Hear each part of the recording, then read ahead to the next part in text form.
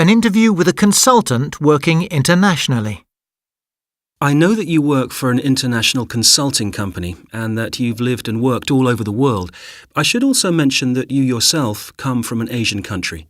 Yes, that's right. So today we're going to talk about doing business in different cultures.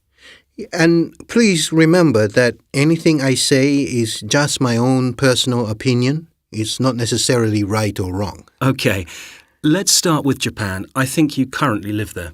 Yes, I do. Well, everyone says that Japanese culture is quite indirect, and I think that's true. Can you give me an example? For example, if a Japanese person says, "I'm not sure," or "I'll think about it," it means no. If an American says, "I'll think about it," it means, "I'll think about it." And the reason for the indirectness? Politeness and harmony. Harmony is a very important part of Japanese culture. The idea is to avoid conflict, especially where teamwork is concerned. So this makes open disagreement in a meeting, for example, impossible. Oh, yes. A disagreement causes conflict and discomfort. For this reason, Japanese people tend to keep silent about their opinions and just speak in a meeting to ask information questions. When I meet with Americans, it's very different. Lots of talking and disagreeing and asking other people difficult questions. But doesn't decision-making always involve disagreement? There will always be more than one point of view, surely. If you have another opinion, you speak to people privately, one-to-one, using very careful language. But only the top people really make the decisions anyway. Japanese organizations are quite top-down. Are things changing?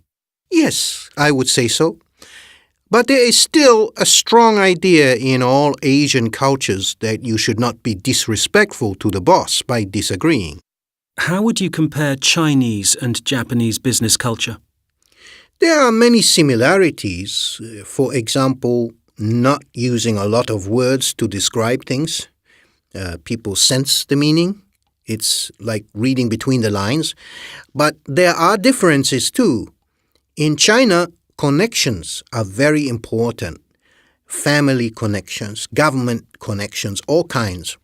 It's less true in Japan.